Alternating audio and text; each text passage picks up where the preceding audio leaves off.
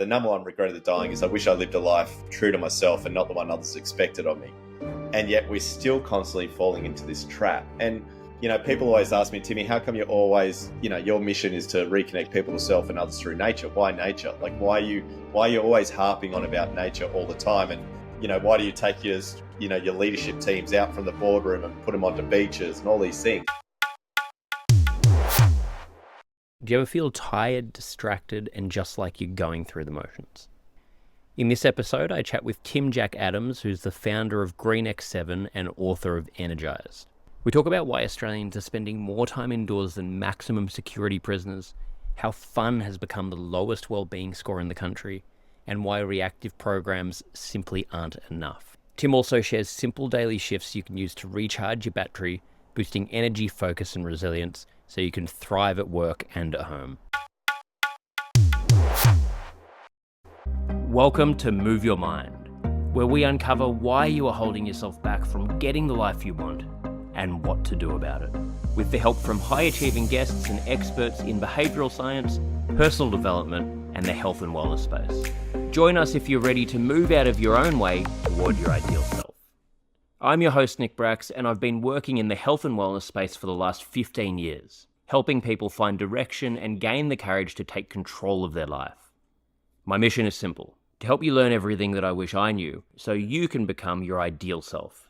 Lacking guidance, I spent the majority of my youth feeling lost and disempowered, which led to depression, anxiety, low self-esteem, and substance abuse. Looking back, I didn't have the vocabulary to communicate what I was experiencing.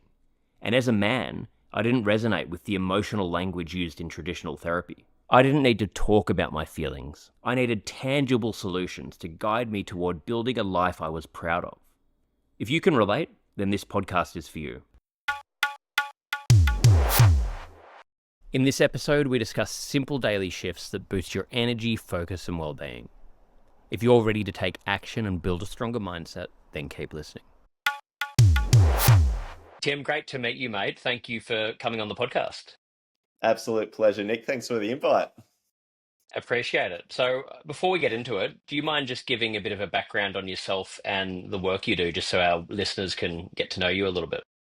Yeah, certainly, mate. So I'm based in Kingscliff, which is a little coastal village in between Gold Coast and Byron Bay. I sort of grew up around that area. My 5 brothers, started a water sports company around 16 years ago. And it was from actively engaging in nature and taking people, inspiring them in the great outdoors, that I asked this one question back in 2012. Why is it when we actively engage in nature do we seem to be healthier and happier? And that one question's mate led me on this 13-year journey to really understanding what wellbeing was, how we talk about it, and how we actually start to move the needle, for ourselves and others. So I'm on quite the mission, mate. I've got a wife, 2 kids under 4. I'm always out on the water, which is kind of my space to reconnect and recharge my own batteries so I don't burn out. And I'm a kind of simple fella, mate. I just like to enjoy the simple things in life. Yeah, love it. Well, I mean, it is so important, isn't it? And a lot of us don't, get out in nature enough. And I know, I've been living in New York City and you can burn out, and I try and at Mm. least get into Central Park as much as I can. They've got lots of little parks around, but it's still not the same as, as like what we've got in Australia. And it's so important. But I think so many of us just don't get enough time out in nature like that. Mate, I'd be so intrigued because in Australia, we're spending less time outdoors than maximum security prisoners. So we're 90% more indoors. I'd love to understand what, the Yanks are doing over there and what the time Mm. outdoors is. But, mate, as we know, we're really spending most of our time cooped up, 4 walls, looking at light boxes, mate, and becoming spectators. And it's kind of freaking me out. And I think that, we've spent so long, these beautiful minds and bodies of ours, and now all we seem to be doing is becoming spectators. So I think we've got to sort of bring reflection to the conversation and go, right, what am I actually doing in my life? And is it where I really want to go? Or are the best memories of mine created reconnecting back to myself and others through nature? Mm. Yeah, definitely. I mean, that's shocking that stat. I didn't know that. And I mean, I presume America would be as bad, if not worse, than, what you're saying there. But especially, Australia, people have the view that it's very much beach, outdoors, etc. We're, very sporty, which, we are, but then also hearing that, it's like, wow, it's like really highlights where the world's at the moment. But the scariest one that gets me, you know how we've always been called the lucky country in Australia, and we're sort of known as the fun outdoor larrikins and things like Mm. that, especially, from Crocodile Dundee. So I'm kind of just I've got half my family are Yanks, mate. My mum was born in Pennsylvania, so, I've been over there to visit the family. It's interesting to get their concepts and grasp on what Australians do and feel, and Steve Irwin, Crocodile Dundee. So here we are, mate. We're these live adventurous characters riding kangaroos to school and patting koalas as we make our Vegemite on toast. and it's, mate, we've been measuring Australia's battery for 7 years, and fun is literally been the lowest wellness area. Like, it's 5 out of 10, Nick. And so I just think, mate, this whole concept of Australians is so far removed from what it used to be. I'm like, how do we get back to there? It's shocking. Yeah, it really is scary.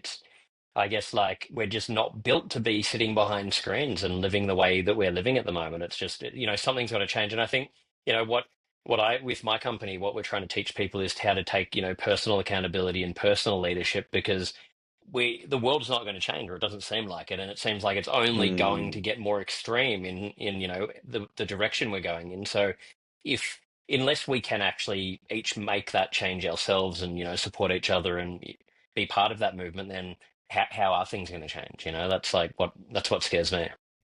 And I think you've hit the nail on the head, because at the moment I feel like we've kind of gone into this victimhood mode, especially in Australia. We've got things like the EAP program for corporates, Mm. which is the Employee Assistance Program. And it's almost like, you know, when I blow my nose, I expect someone to run over and wipe it for me, right? It's almost like that, when your tire goes flat, instead of changing your own tire, now we kind of wait for roadside assistance to come and help. And I feel like we've kind of lost that empowerment that we have as human beings, that, hey, I can look after my own self, I can change my own tire, I can wipe my own nose. And I think what's happened is that everything now is that we wait for somebody else to come and help us, right? I think what we've got to do, like you were saying, mate, is we've got to kind of empower people to look after their own well-being, their own health, not only just for themselves, but, for their families and their friends. And I just don't think we're doing that enough. No, exactly, exactly. Yeah, so true. And I've worked in companies in Australia for about 10 years. I was doing talks and working in so many, and you see these EAP programs that some of these larger companies spending, millions upon millions of dollars on, barely anyone's using it. And it's not enough. And it's all reactive services. And the Australian government, I don't know what the percentage is, but I think at least 70% of the spend is on reactive services. There's nowhere near enough on preventative. But really, you're just putting band-aids on things if you don't take the time to really invest in what's the actual problem here. How can we change this systemic sort of stuff that's going on? And we've got Mm. such a long way to go in that area. Mate, 100% talking my language, brother. I literally was sitting down with the New South Wales Health Minister last week, the Queensland this week. And so the stats are, mate, here in Australia, we spend 90% of our healthcare budget on reactive, right? Prescription healthcare.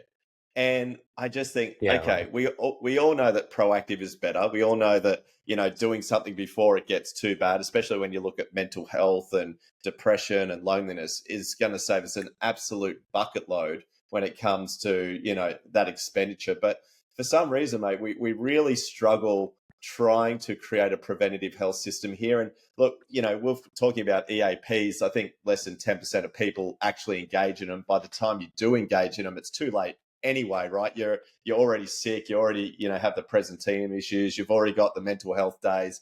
So we created something called a employee empowerment program, which is basically proactive leading live data. We use a battery check every week. Each individual gets their own battery check, their own suggestions on how to improve their own well-being. And so it kind of, it gives that empowerment back to the employee to look after themselves, because at the end of the day, mate, I don't know why you wouldn't want to look after yourself. Like, I don't know why you would want to wait until you get sick, tired, exhausted, and burn out, and then go, oh, hey, by the way, can I use some of these assistant programs you've given me? Mate, life is supposed to be enjoyed and lived, not not burnt out and waiting in bed for something to happen. It kills me.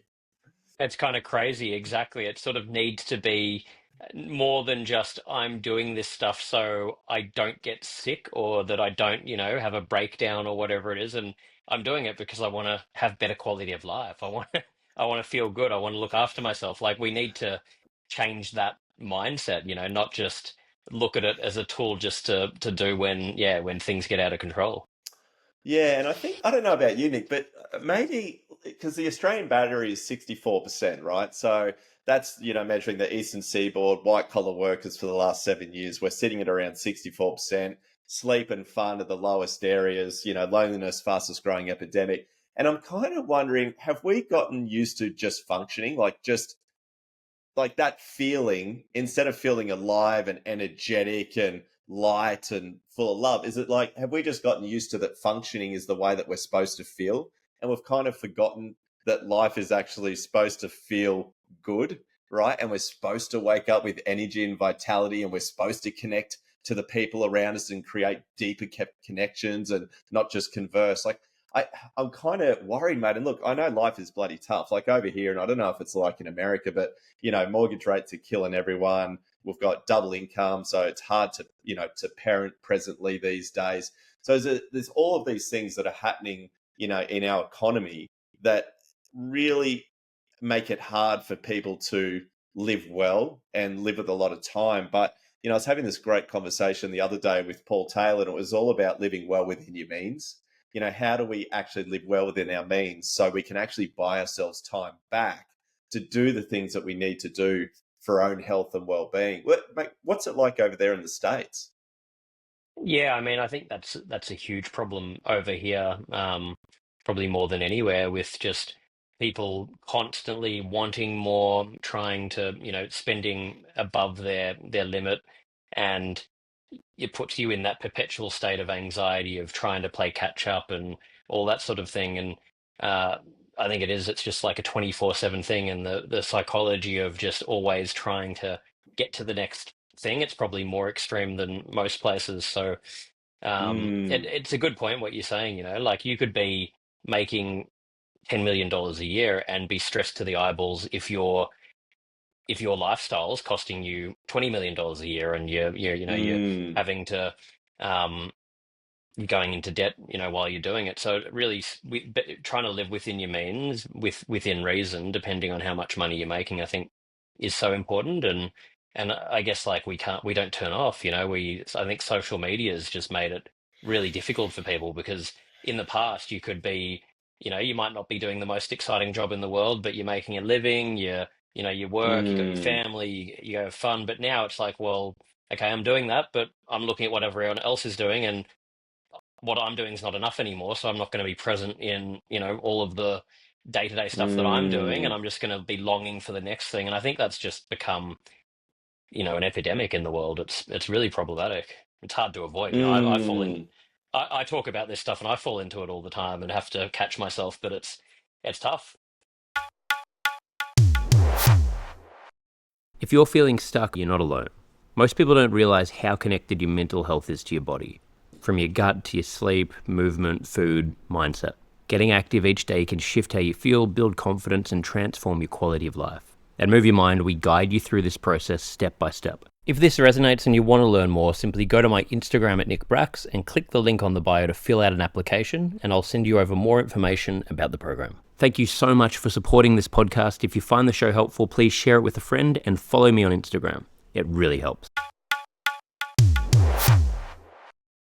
So, and that's the thing, right? How do we remove ourselves from this cycle of, marketing, social media, and start to value what really matters, right? Because at the end of the day, we know that, there was this great book by Bronnie Ware called The Five Regrets of the Dying. And she said, the number one regret of the dying is I wish I lived a life true to myself and not the one others expected of me.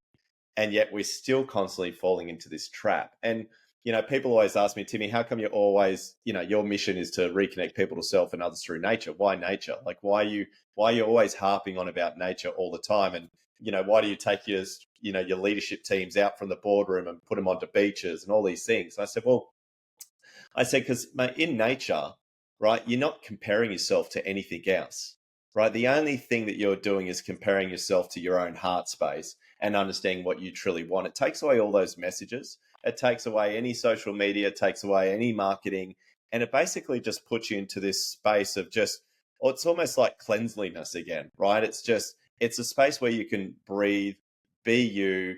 There's no expectations from anybody else. And that's when I think you start to listen to you instead of everything else around you.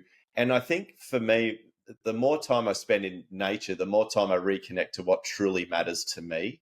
And mate, it would be bloody hard, especially like you're saying, living in New York, constantly bombarded by, all these fancy shops and all of these marketing messages, to actually escape that and go, yeah, what is really important to me, and why am I trying to do this for myself, and why do I want to be the best version of me? Like, I think that's the paradox. I'm kind of lucky because I put myself into a coastal village where I removed myself from all of that.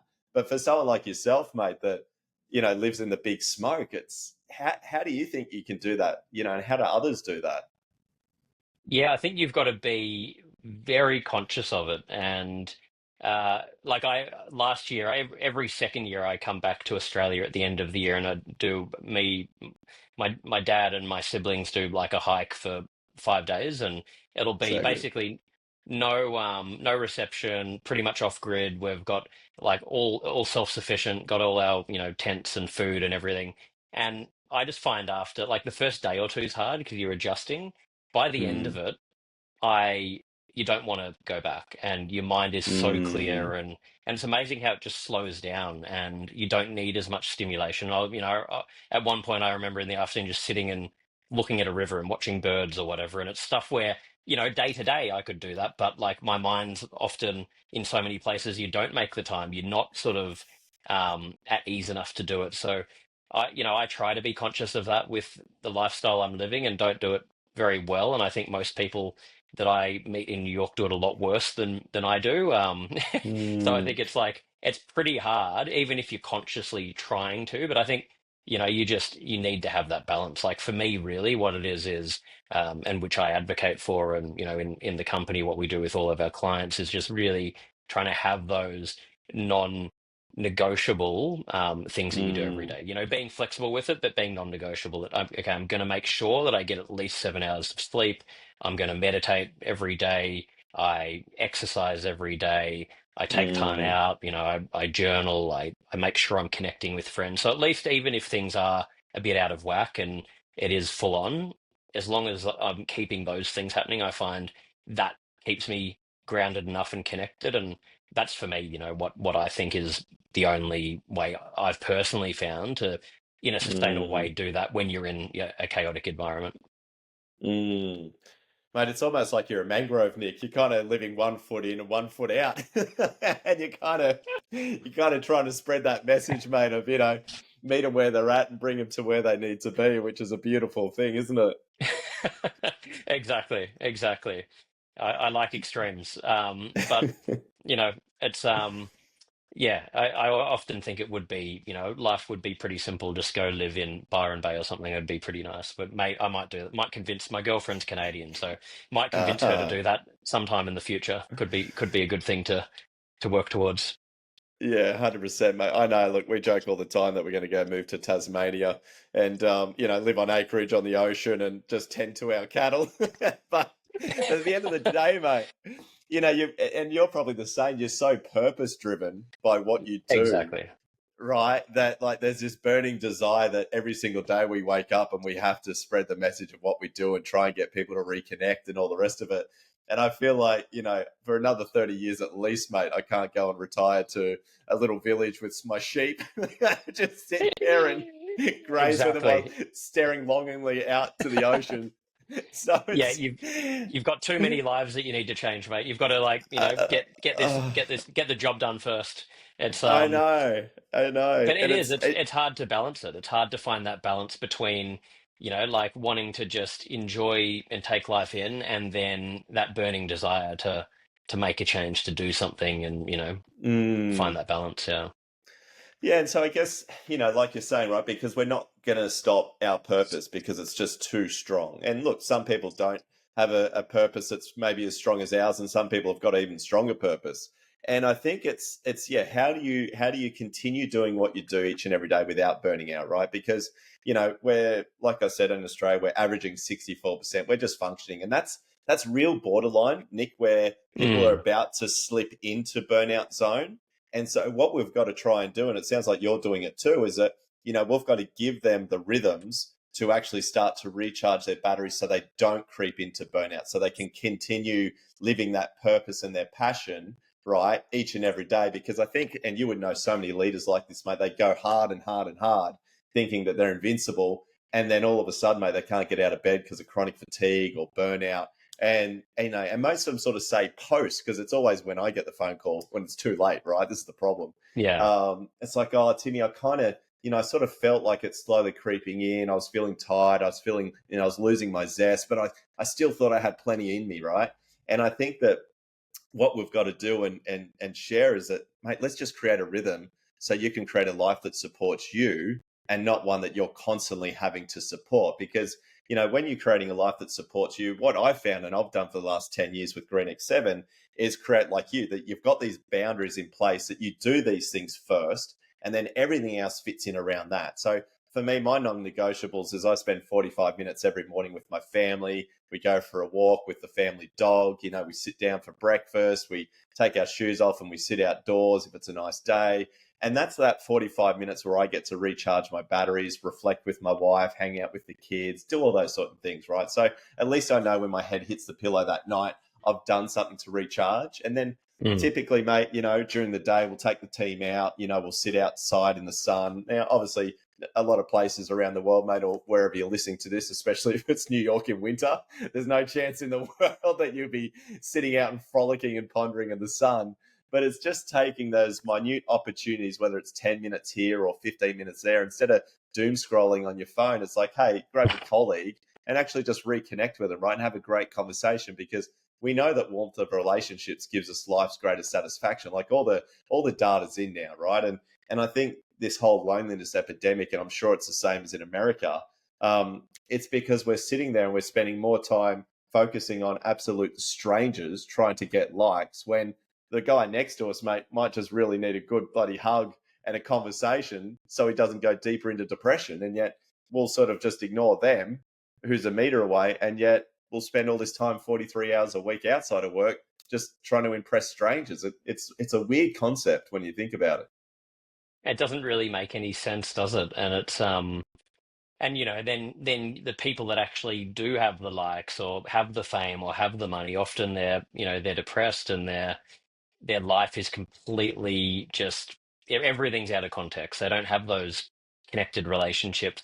So it's like you're trying to sacrifice your well-being to get to something that isn't going to be the solution, and that's what happens. People get there, and then they've built their whole identity, or they've built they've thought that's going to be the answer. They're trying to fill this hole, and then it's just you complete crash. Where do you go from there when you sort of, if you do get there? It's chasing an Mm. endless sort of it's just such an empty pursuit. So it really is very logical, the way we're going about so many things. So how do we change it, mate? Because you and I, we sound like we're on the same mission, right? Like, you're on a mission over there, I'm on a mission over here. We violently agree on the things that we're doing, which is amazing. We've both had, personal circumstances that have led us on this journey for both of us. And, I think we see the problem. We kind of know what the solution is because we've been practicing it and implementing it for ourselves and others around us and whoever else. But on a whole, right? And this is the biggest struggle on a whole, apart from the people that we connect with directly. How do we almost create a culture shift around it? Because now AI is coming in, and now we've got relationships with AI, and people are talking more to AI coaches than they are to family. And so we're kind of at this point that I feel like there's this cultural change, or needs to be a cultural shift, that if we don't start kind of now, we're probably going to get too far down the rabbit hole. And then it's almost like life as we know it now is going to cease to exist for a large majority of the population. And I don't know if Mm. we can change it for a lot of people. I'm sure that, in my mind, this in 20 years' time, there'll be kind of like two types of humanity. There'll be the ones that, sit in four walls all day long, or, order Uber Eats, does everything through a virtual reality screen, and couldn't care less about going outdoors and, exploring real life. And then you've got others who probably like me, use technology, but man, I know that my life is best lived outdoors with the people I love, exploring and feeling, like getting out of the head and actually feeling with this thing that we have in our bodies called a heart. Um, and so I kind of feel like it's there, right? It's this juxtaposition where it's dividing, and I'm just so intrigued to see what's going to happen over the next decade with AI and everything else is going on. I don't know what your opinion is over here, mate, living in this two worlds of a mangrove. If you're feeling stuck, we get it. Most people don't realize how connected your mind is to your body. Sleep, gut health, food, exercise, it all matters. At Move Your Mind, we help you lose weight, build confidence, and reset your mindset in just 100 days. There's no extremes and no experience needed. We guide you to build simple habits and routines that will last for a lifetime. If this resonates and you want to learn more, simply go to my Instagram at nickbracks and click the link on the bio to fill out an application, and I'll send you over more information about the program. Thank you so much for supporting the podcast. If you have any suggestions for new topics or guests, please send me a DM on Instagram at nickbracks.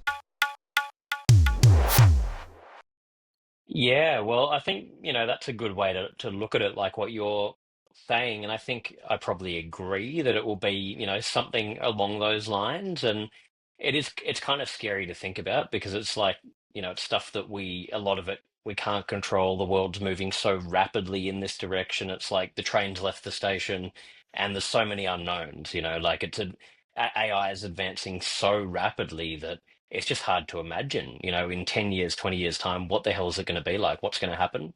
So I think it's probably going to be equally bad as it is good, is probably what my prediction is. And I think there will Mm, be a bit of that divide like you're talking about. And I think it will probably highlight on a very extreme level the importance of all of the stuff we're talking about here about actually connecting and, the things that are real.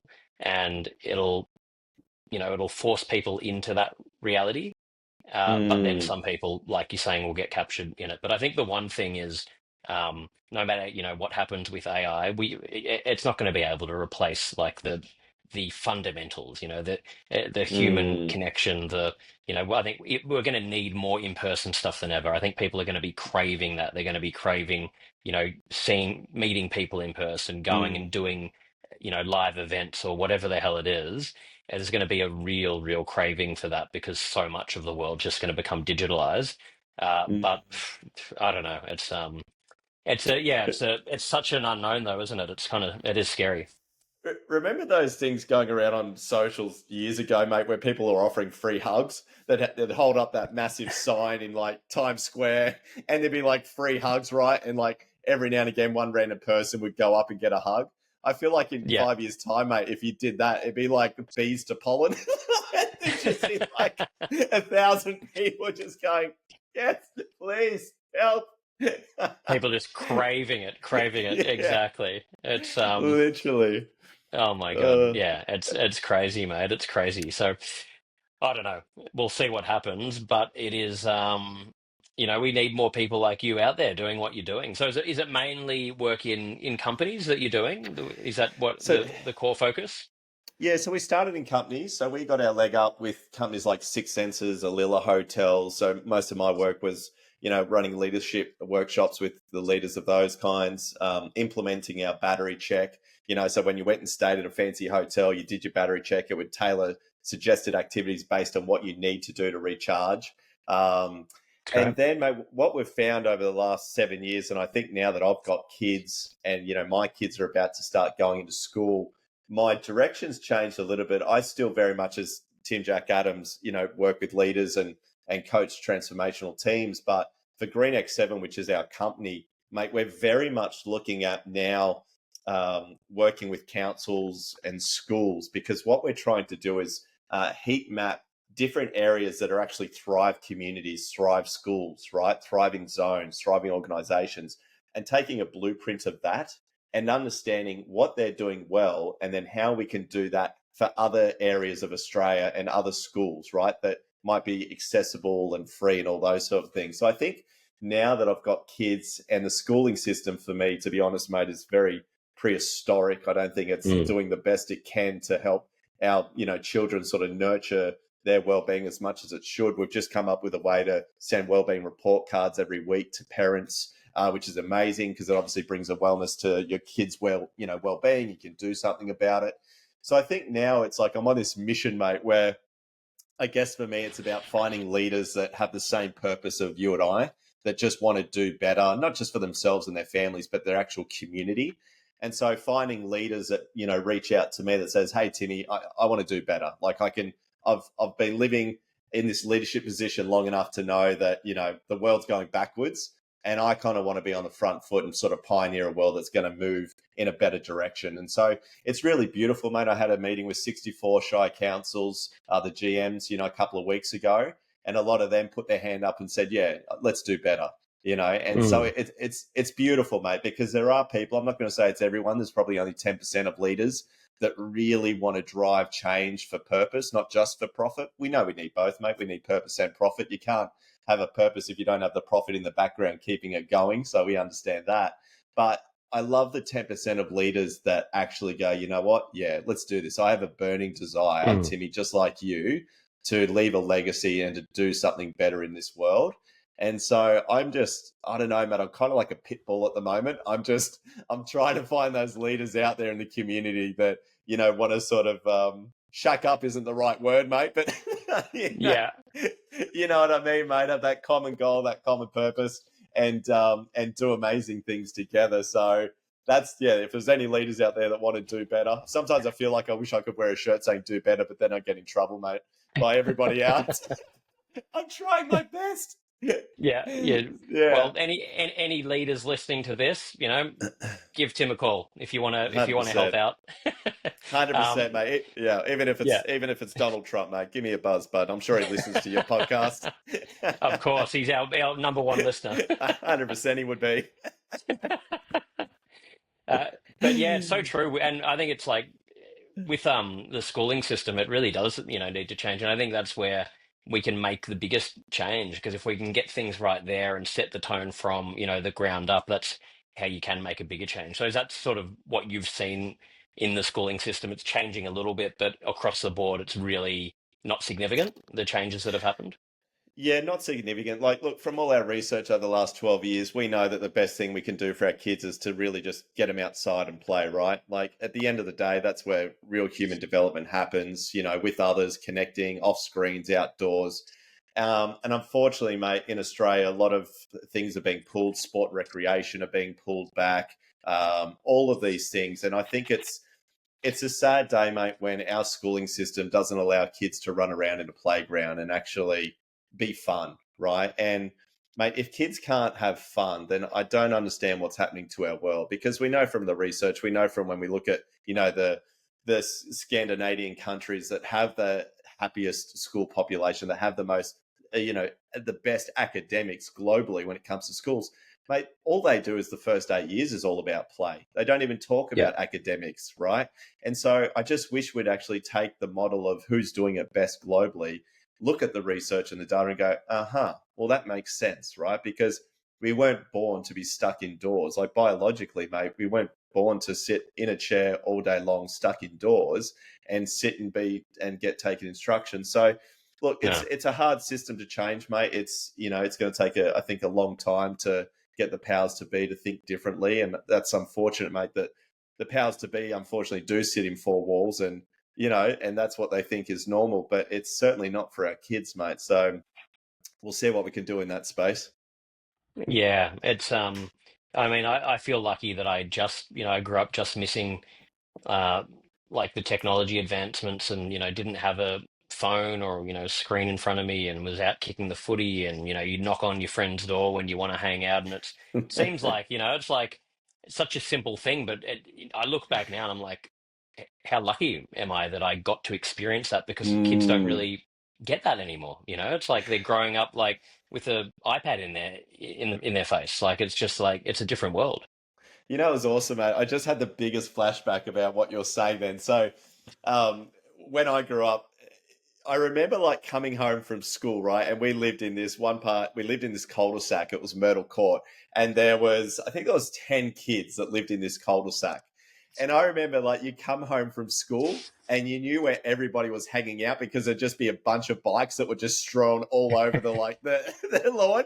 And you knew that that's where everyone was, right? You're like, oh, yep, sweet. They're at Mitchie's house or they're at Adam's house, whatever. So you're right over there. You throw your bike down, your bag, you jump inside and you join the crew. And I think Exactly. nowadays, mate, it's so sad because kids don't know what that felt like. It's like, they're all just stuck indoors on bloody headsets playing on computer games, talking to each other like that. And I think, God, that's a world that they really missed out on. And I don't know if Yeah. it'll ever come back to that, mate. I don't know. Like, I'm kind of lucky. My neighborhood, I moved to a neighborhood that was small enough to still have that community vibe. We've only a school of Mm, mm. 150 kids, and I purposely moved here for that reason. People still run around with their shoes off and climb trees and play cricket and all of those things, mate. And so I've made a deliberate effort for my kids to grow up like I did.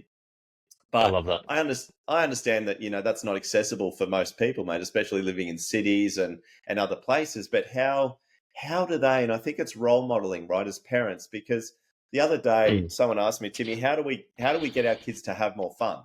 Right, great question. How do we get our kids to have more fun? And the first thing that popped into my mind is, well, you go and have fun with them, right? Go Yeah. role model what fun is. Go role model what playing outdoors is. All right. Go role model that sitting on a swing in a park is. Like, how many parents actually go to a park now and play and swing with their kids? They sit there on their phones and just say, hey, go play, don't bother me. And I'm thinking maybe they've forgotten what it's about to be a parent. You know what I mean? It's Yeah. actually about parenting, not about scrolling. So, mate, I'm getting on my high horse here now. I hate it. But I think I don't know, mate. When you've been looking at the data for 12 years, it kind of starts eating away at you, and you just want to bloody get outside and play with people. When it's in your face, yeah, exactly. It's hard to not get on the high horse, but I think that's such a good point though. It's like the parents, it's really their responsibility to set that tone, to create that environment for the kids. And if that's not created, you can't, it's not going to be avoided. It won't change. So I think, yeah, it's a super important point. Really is. Mm. So yeah, Can, anyone oh, listening, sorry. Nick, I reckon. No, that's fine. I was going to say, Yeah, anyone listening, I reckon after this, mate, they set an intention. They go, right, how am I going to get my kids outside? How am I going to get myself and my partner outside? How do we go play? Outside. It's one of those things, right? It's like taking all this information and implementing it. So anyway, seriously. over to you, brother. 100%, mate. Well, can you tell our listeners a little bit about your new book?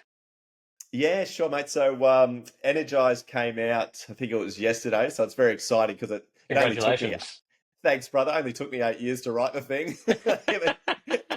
In between COVID and two kids and trying to Oh, measure Australia's well-being, I thought, honestly, mate, I thought I'd never finish it. It was actually sitting on my shelf as a first draft, collecting dust for about 3 years before Wiley, knocked on my door to ask me to publish a book. And I was like, funny enough, I've written one. I just haven't gotten around to do anything about it.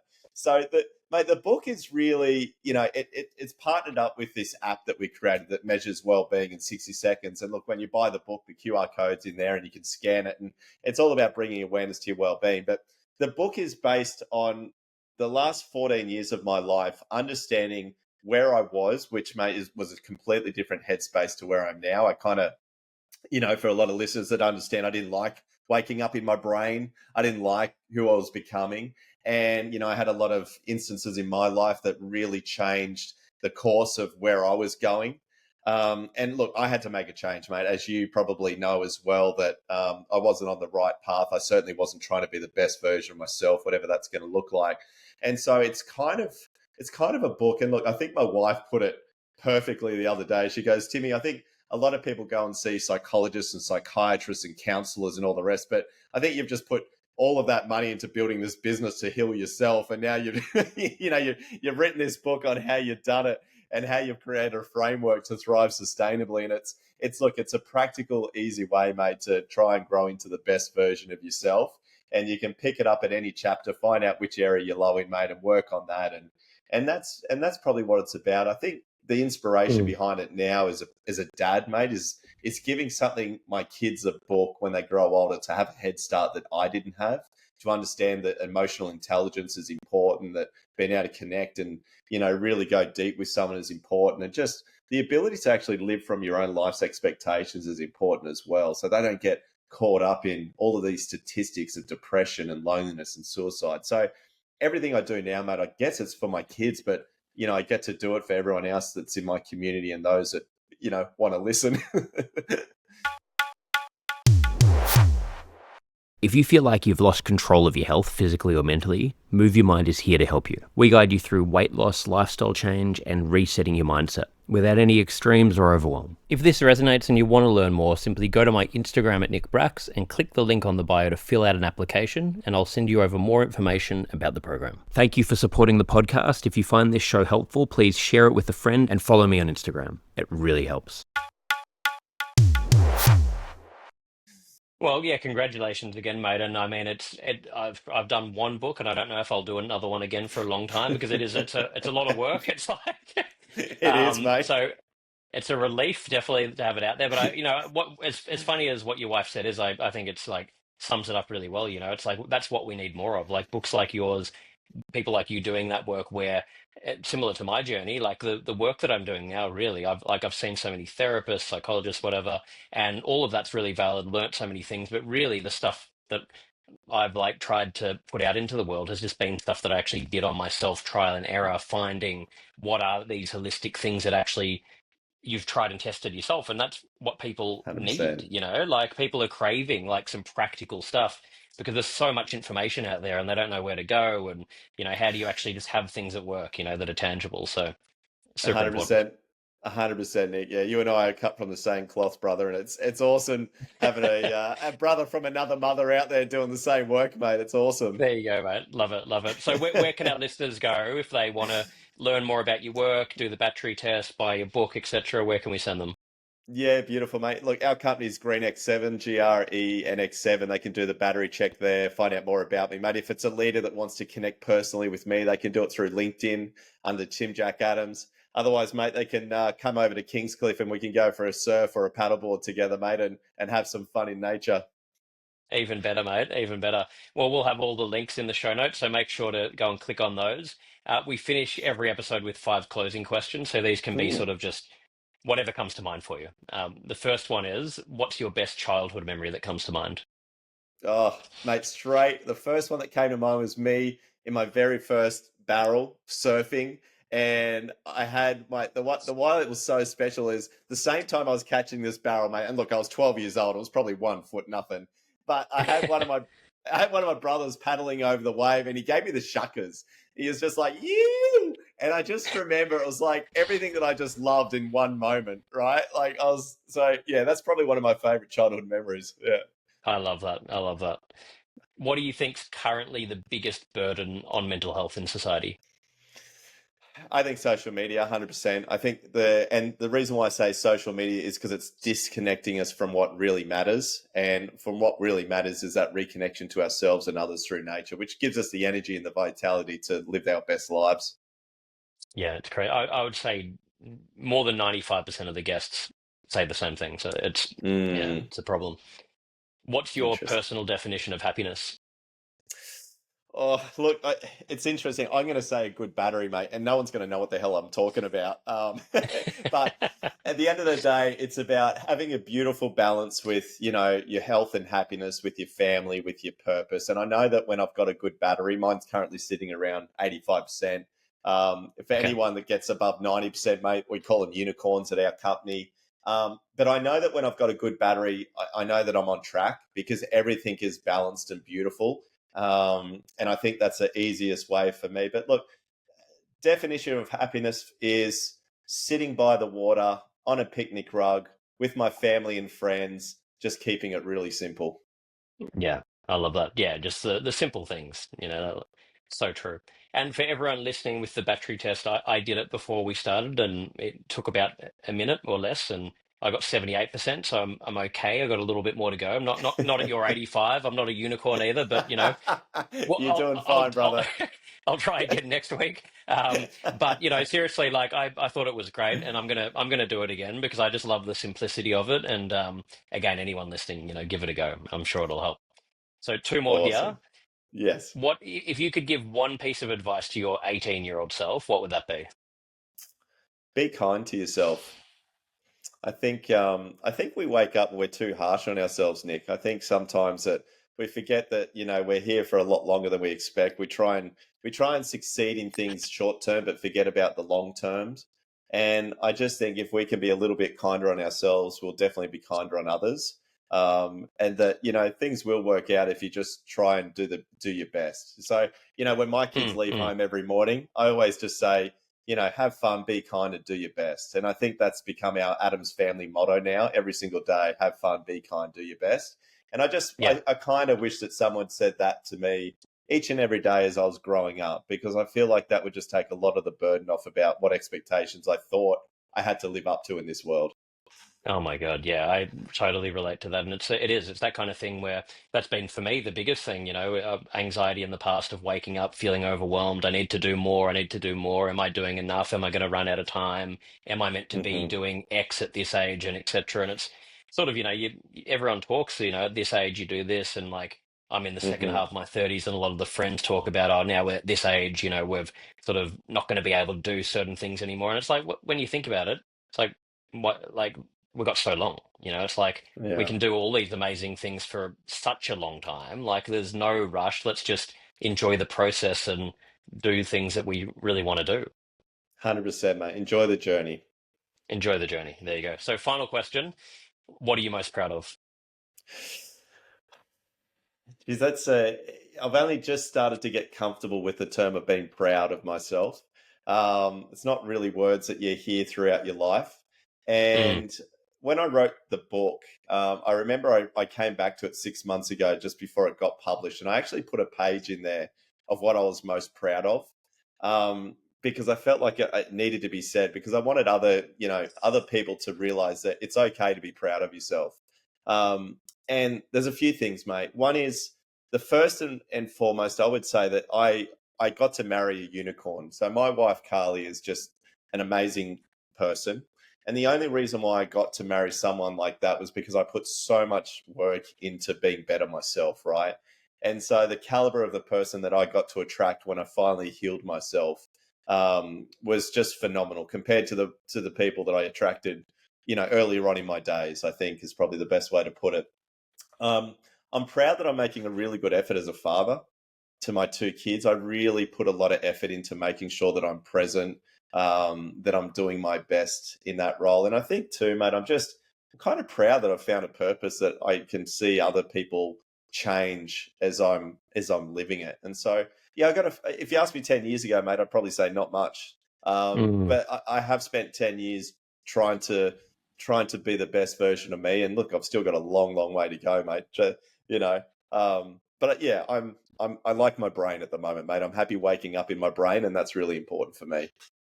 It's yeah, the most important thing. So, mate, love all of what you're talking about here and the work you're doing, and we'll have to stay in touch. I'm sure we will. Lots to talk about, but really like the chat. I'm sure our listeners will take so much out of it. And yeah, thank you for making the time.